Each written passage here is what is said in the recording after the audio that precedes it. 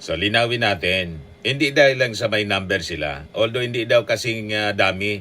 In other words, less than 215.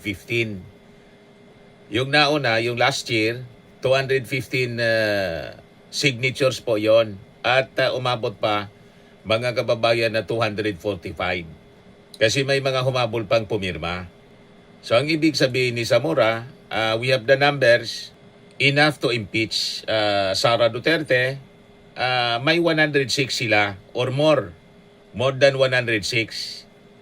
So sabihin natin mga kababayan na baka a little less than 200 members ng Congress ang pumirma. Kasi nakita nila sufficient siya in form and in substance at malakas yung probable cause mga kababayan. Madaling sabi, malakas yung kaso.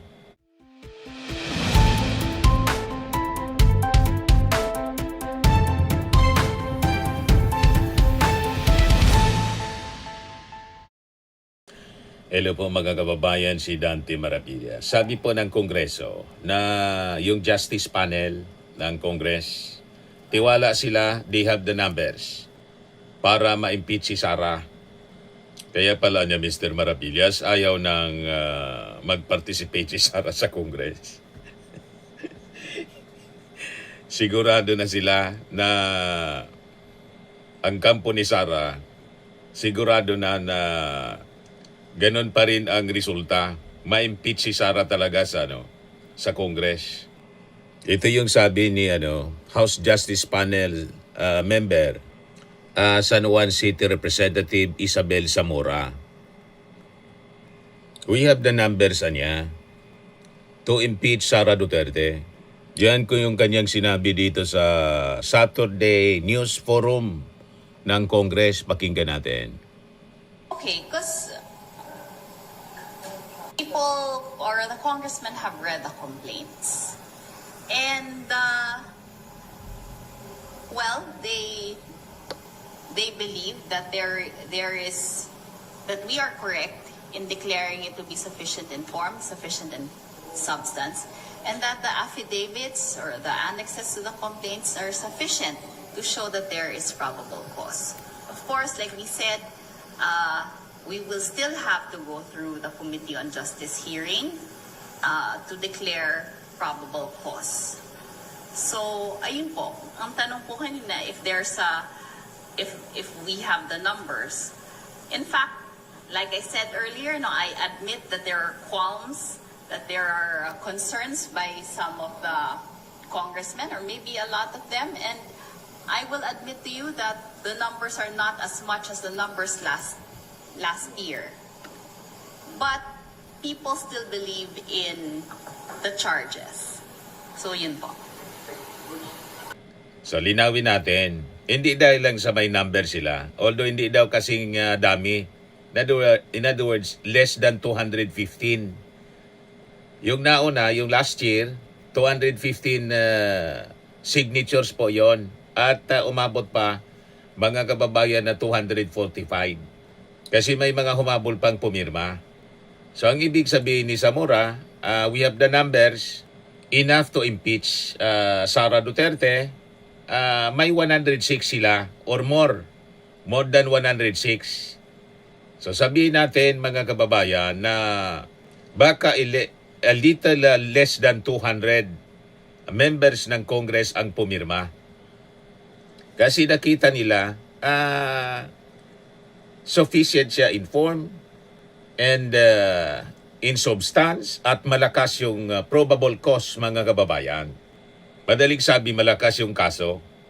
Talaga naman po mga kababayan, malakas yung kaso. Kasi kung hindi malakas yung kaso, hindi po tatakbo mga kababayan sa Supreme Court para i-technical uli yung kampo ni Sara Duterte. At hindi mag-hire siya ng 16 na mga abogado na tututok sa impeachment sa Congress at sa Senado, saka sa Supreme Court, additional siyam na mga abogado, 25 na lahat. O diba, mga kababayan? 25 lawyers ay nagtutulong-tulong para ipagtanggol si Sara Duterte. sa number ng kanilang abogado, that is a clear indication of a strong case laban sa Vice Presidente, mga kababayan. Di anya Mr. Maravillas, ang masasabi mo sa petisyon na final ng kampo ni Sara Duterte? Sabi ng mga legal analyst po, yung petition against the House impeachment process is built on false premise. Ganon din yung sabi ng mga members ng Justice Panel. Isa totoo lang, mga kababayan, lumalabas na yung petition is asking the court to paralyze Congress. Yun ang objective, mga kababayan, ng kampo ni Sara. Gusto na nilang i-paralyze yung Kongreso. Kapunin yung Kongreso, mga kababayan. The petition filed, mga kababayan, ng grupo ni Atty. Torion is not just questioning procedure. It is asking the Supreme Court, mga kababayan, na itigil na yung hearing, patahimikin yung mga witnesses, harangin yung mga subpenas na inisyu ng Supreme Court o ng Congress, Justice Panel, and totally freeze the impeachment process, mga kababayan. Yun ang epekto nun. Pag pinagbigyan, mga kababayan, ng Korte Suprema. So in plain terms, gusto nilang pigilan ang katotohanan bago pa man ito lumabas. Yung kanilang argumento, mga kababayan, bumabagsak siya on first contact with reality. Base, mga kababayan, sa kanilang claim na kung ang reklamo daw, yung impeachment complaint, ay mahina, you cannot strengthen it through hearings. That sounds neat, mga kababayan. Pero sabi ng mga legal experts at pati ng Justice Panel, that is legally wrong. Ang reality, mga kababayan, sabi nila, you cannot determine if a complaint is weak without examining evidence and hearing from the witnesses. And that is exactly, mga kababayan, why hearing exists. Kaya kailangan na yung pagdinig. Kasi without hearings, mga kababayan, yung impeachment magiging haka-haka lang. Magiging guesswork lang, mga kababayan. Or worse, blind dismissal. Kaya kailangan pong mag-hearing para makita po kung may probable cause. So ang gustong mangyari ng kampo ni Sara Duterte, yung impeachment complaint should be decided on paperwork alone. The petition, mga kababayan, tries to turn the impeachment into a technical pleading exercise, like dismissing a case for lack of form. Sabi ng mga legal observers, mga kababayan, that is not how the Constitution works. Kasi nga po, yung impeachment mismo, isa siyang fact-finding process. A truth-seeking function. At isa siya po, mga kababayan, na constitutional duty ng ating Kongreso. Madaling sabi po, hindi ito papel-papilang. Tama? Totoong tao, totoong ebidensya dapat, at totoong accountability ang dapat na mangyari. So malinaw, mga kababayan, na ang subpenas are not abused. Doon natataranta, mga kababayan, ng kampo ni Sara Duterte kasi pinapasubpena yung mga dokumento sa SALN, pati mga testigo, mga kababayan. Kaya gusto nilang ipatigil sa pamamagitan ng pagpetisyon uli sa Supreme Court. Subpenas are not abuse. They are accountability. yung petition inaatake, mga kababayan, yung subpena as if they are illegal. May kapangyarihan po na magsubpena yung panel. So, that is misleading. Ang mga subpenas, mga kababayan, are standard legal tool na ginagamit po sa korte, sa Congress, sa kanilang mga pag-iimbestiga, sa investigations. Isa siya, mga kababayan, na essential tool para i-uncover ang katotohanan, to uncover facts, mga kababayan. So hindi po pwedeng mag-imbestiga kung ayaw mong malaman ang totoo. So sabi po ng Justice Panel at mga legal experts, malinaw naman anya sa ating konstitusyon. The Constitution is clear and it's not on their side, mga kababayan. The Constitution gives the House the exclusive power, mga kababayan. Lagi na itong napag-uusapan, the exclusive power to initiate impeachment. Kasama dyan yung pag-hold ng mga hearings, pag-gather ng mga ebidensya, at yung pag-determine ng tinatawag na probable cause. And the court has always respected this boundary, mga kababayan. And what the petition is asking is dangerous, napaka-peligroso, mga kababayan nito, na ipaubaya sa Korte Suprema yung proseso na malinaw na ibinigay, mga kababayan, sa Kongreso. So malinaw, mga kababayan, walang grave abuse tulad ng sinasabi nila.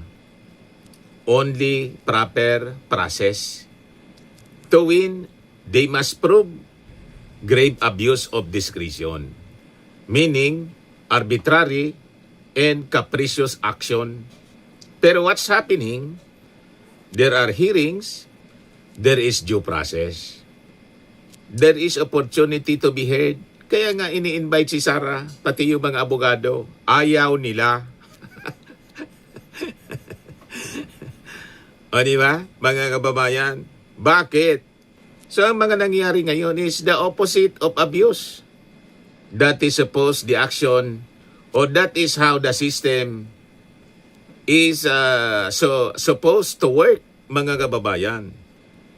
So, their bias argument, mga kababayan, sa tingin natin is a legal dead end. They say, yung ating mga lawmakers daw ay biased because they supported impeachment. Ngayon, linawin natin, mga kababayan. Yung impeachment po is political by design. So if that argument is accepted, no legislator can participate. No impeachment can ever proceed. That is not a legal principle, sabi ng mga legal experts, mga kababayan. That is a shutdown mechanism. Now, what this petition is all about is strip away the legal language, and this is what remains. Stop the process before facts come out. Because once documents are produced, witnesses testify, evidence examined, the narrative changes. So, ang bottom line, mga kababayan, itong petition na to, malinaw na misreads the Constitution, distorts the impeachment process, and asks the courts to overstep its limits. In effect, ganon ang gustong mangyari ng kampo ni Sara Duterte, mga kababayan. And most importantly, it tries to replace truth-seeking with technical escape. Yan ang malinaw, mga kababayan. So hindi mo pwedeng husgahan kung mahina ang kaso, pero ayaw mong tingnan yung mga ebidensya. Ang pagdinig, mga kababayan, hindi yan pang-aabuso. Nililabel nilang harassment daw. Ito po ay paghanap ng katotohanan. So ang gusto nilang mangyari, gusto nilang ihinto ang proseso bago pa man lumabas ang katotohanan. Gusto nilang i-cover up, yun po ang malinaw. Impeachment po is not a paperwork, it is accountability. Kasi po kung walang hearing, walang katotohanan. Kung walang katotohanan, walang hustisya. So ano ang malinaw po dito sa petisyon ng kampo ni Sara Duterte? Ayaw nila ng hearing kasi ayaw nila po ng katotohanan. Or ayaw nila lumabas ang katotohanan. Should, hypothetical, pero kailangan harapin natin dahil possibility ito, no? Should the Supreme Court issue a TRO, is it Press con po possible siya, for the- Saturday News Forum. the committee to send the Sa complaint Congress. to the plenary for decision, and ultimately the plenary, the House, issues the articles of impeachment. Talinang diretso. Actually, yun ang kinakatakutan naman talaga ng kampo ni Sara magkaroon ng yung tinatawag ng mini trial dun sa committee. Dahil doon pa lang matatali na kamay ng Senado, maglalabasan na yung mga Correct. ebidensya. I wrote that in my previous column. Matatalian sila sa kamay, haharangin nila yan. Just to extend further, kasi it will be my topic this coming Monday. Ako po, personally, I don't want to preempt what the Supreme Court will do, especially since abogado po ako at ayoko pong pangunahan ng Supreme Court. Pareho po kaming abogado. We respect the Supreme Court and give high reverence to them. Ayaw magsalita nila. Ako na lang magsabi dahil hindi naman ako abogado Ayan nyo na, kung sino man magalit dyan, di sabihin. Okay. Sige, si attorney, yung unang impeachment complaint last year, hindi raw sumunod sa due process. Kasi pinadala agad sa Senado, dumiretso. Ngayon, kino-question naman yung mini trial na nagaganap. Kung noong nakaraan, due process, wala. Ngayon naman, ang inireklamo nila is overdue process. Nasubra na ng due process Kinontra pa rin. Yun nga po doon nga po kami nagtataka. Last year, masyado raw mabilis. Ngayon na Hindi binilisan. pinagdahan-dahan and to the letter ang pagsunod sa rules. Gustong ipatigil uli. Ngayon, ka-question din nila, parang saan nyo ba gusto lumugar ang House Committee? Di ba po? Ma'am, Attorney Dina, sa pagtataya po ninyo dun sa mga ebidensya na ipinresenta sa Kamara sa mga sandaling ito, siguro hindi man kayo privy kasi hindi naman kayo bahagi ng Kamara kundi bilang isang private lawyer. Gusto lang po naming malaman, pumasa ba sa threshold ng impeachment yung mga ebidensyang ito to warrant yung pagpapatuloy ng kaso? Ang pagkaintindi ko po, sufficient, there is already a finding of sufficiency in form and substance. Kung base sa, may kwento ba with specifics kung ano yung ginawa po ni VP. At pagkaintindi ko rin po, may mga ebidensyang mga naka-attach. They're doing the probable cause hearings now para nga ma-determine totoo ba itong mga naka-attach na to, tama ba? Diba? Pagbigyan natin ng House Committee on Justice to do that para meron silang personal determination of whether they believe there is probable cause or not. Masabi ng mga lawyers, may defects in form and substance. Hindi naman in-specify kung ano yung defects in form and substance.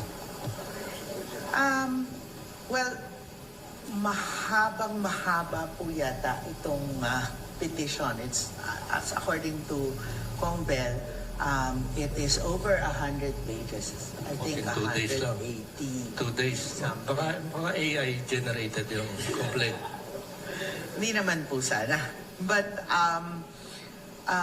while I haven't read through the whole thing, nakinig po ako sa briefing nung lawyers. And, well, ano po yung mga mali daw po yung form kasi dalawang beses si Kong De Lima, si Honorable De Lima na nag-endorso ng complaint, yung second and yung third. Yun yung question nila. Una, wala naman pong prohibition anywhere under the law that you cannot do that. So how can it be question yung pagpasa ng form, parang ganyan, diba? As to substance, hindi pa ako masyadong umaabot dun po. But I understand that there are questions on it. Di lang po pa masyadong malinaw sa akin. So hindi ko rin siya masyadong.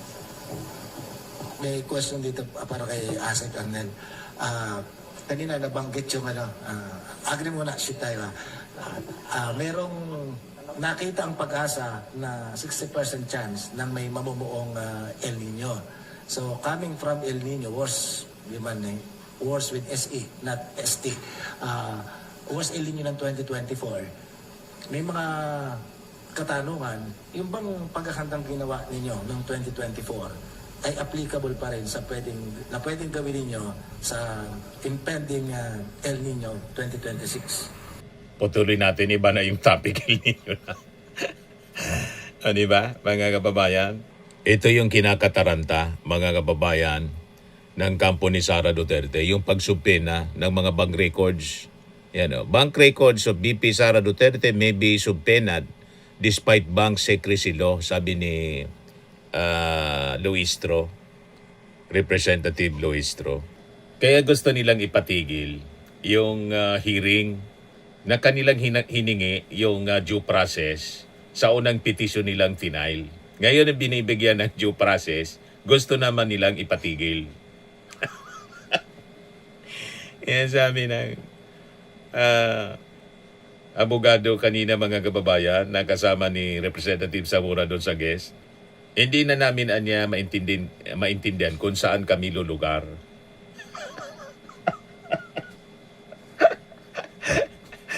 O, di ba, mga kababayan?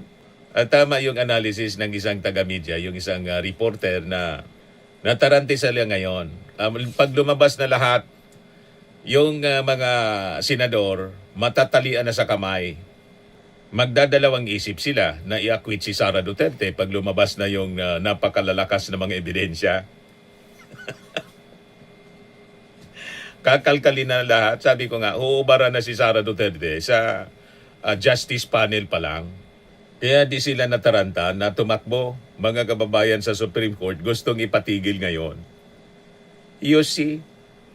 Sa mga naghanap ng malinis and spacious fitness gym, pumunta lang po kayo sa aming Colossal Fitness Gym. We also offer Grab Car Rental with our brand new 2023 model ng Toyota Innova.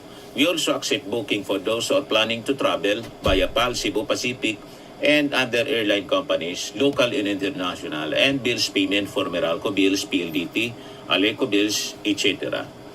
Ang Colossal Fitness Gym is located at 3rd floor Security Bank Building, Landco Business Park, Legazpi City, Albay. For inquiries, look for Chilon Maravillas, contact number 0966-802-0949. Yan yung aming Innova. Lagi na pong matao sa amin. Pati mga foreigners po, tingnan ninyo, mga British tourists sila.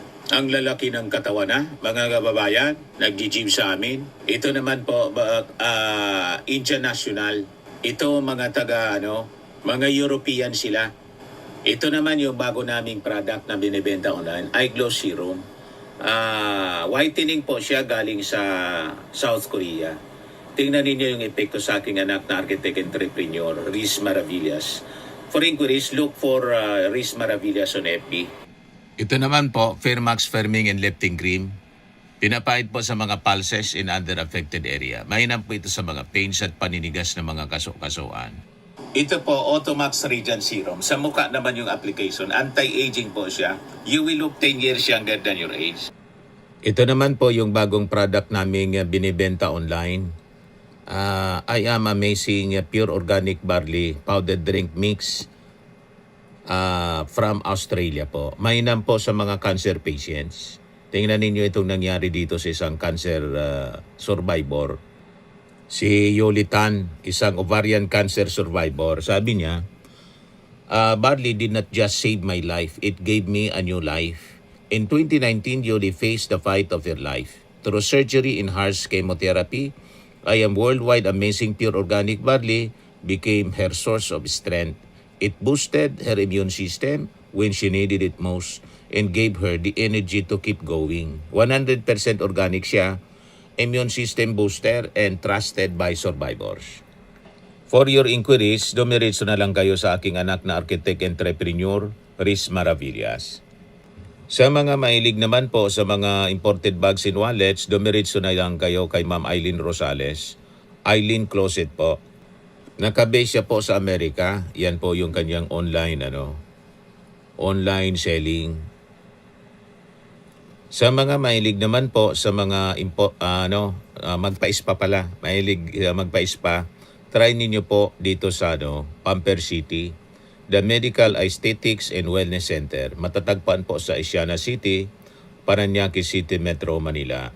Pamper City by OMG, your luxury escape.